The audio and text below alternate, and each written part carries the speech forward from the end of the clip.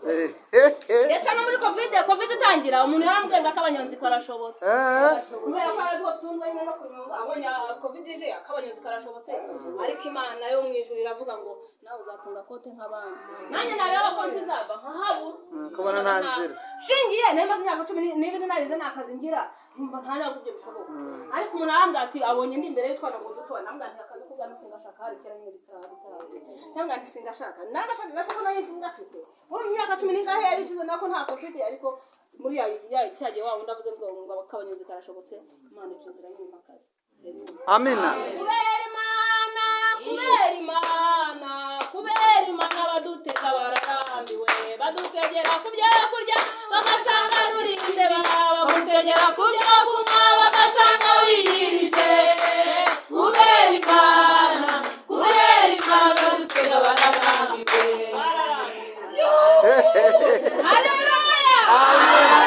none se ubwo wundi wavuze ngo nzicwa n'inzara ariko irambwira ngo mvugane nawe nubona ugiye kuburara cyangwa ukishwa n'inzara uzashinga urubanza kubura yego ngana kunguku nyine ariko nukunguku nyine muganga warabize nambwiye nibiretse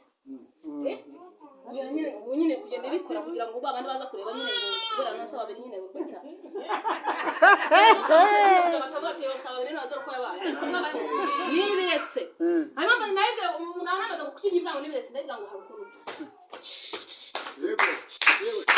amen amen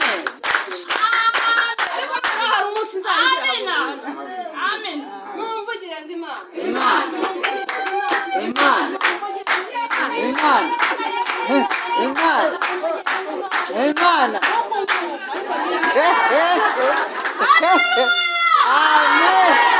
Imana byose bijyatemerwa agaruka ungana yambwiye neza ko atari ukungana ariko nanjye ndabigira ngo nibiretse kimwe nuko najyaga gusenga ikambwira ngo ubukwe buraje bwihute ndakwihanije 32 yanjye ntiragera nigera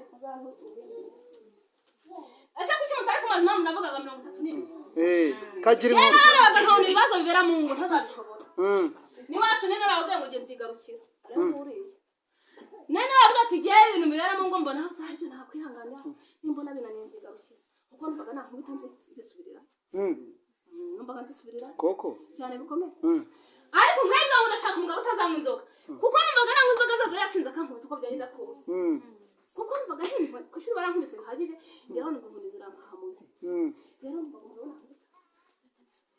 32 ntavuga ati kandi njya kubyara hari igihe nyine ubyara mu rugo nyine rukenye ukwirirwa uvuga ngo urasana noneho bakavuga ngo duturanye ngo nzayamba ku mugabo njye kwaka ibigi wacu bari barambyaye ndi umukobwa umurumva nagombaga kugenda nkajya kubasaba ariko ndavuga ngo mba sinsha ubu ngubu mpajya bankumbuye rero nguri mpajya bankumbuye kugira ngo atazajya numva nacaruka akavuga inzara yamwishe dorara hiranga aho ujya kwishwa n'inzara muri rugo uzashunga urubanza kubura nutwa n'inzara mu ngano ko mwaryamika igatuma muryama mwebwe nishwe n'inzara mwe mutekereza ko yatuma muryama irabasa neza ntiyambura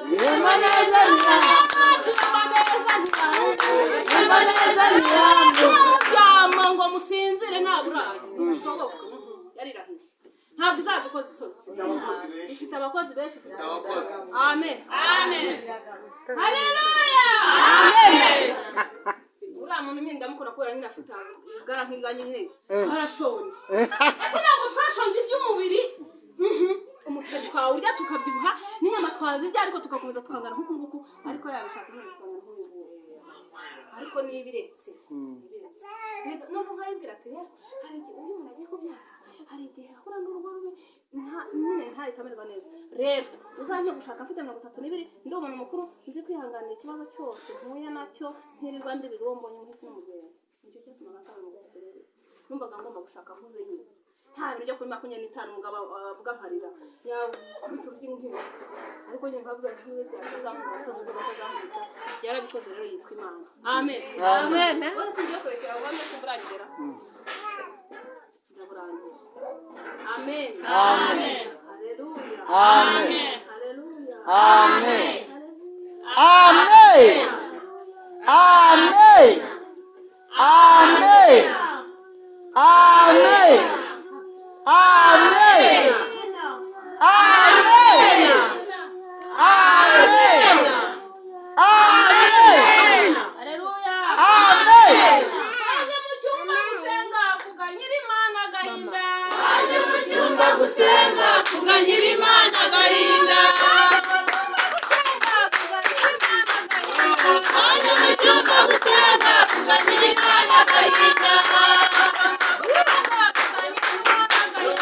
Baje mu cyumba gusenga kuganyira Imana agahinda.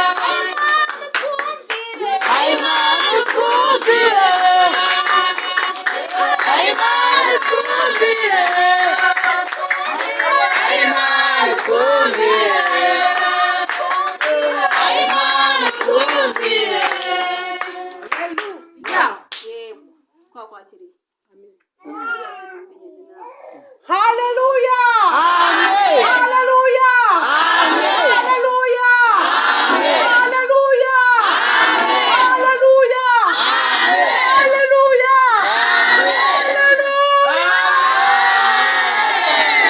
Ndabwira hano mu kibuga. Ninde utagushima Mana we, ninde utaguhimbaza ninde. Ninde Utagushima Mana we, ninde utaguhimbaza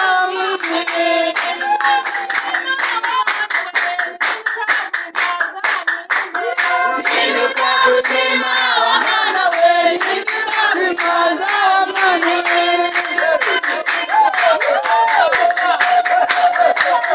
Ninde utagushima Mana we, ninde utaguhimbaza Mana we.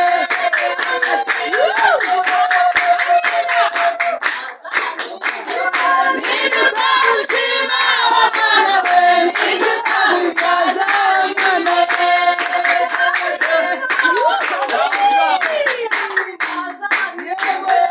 Ninde utagushima Mana we, ninde utaguhimbaza Mana we. Amen. Barajya he?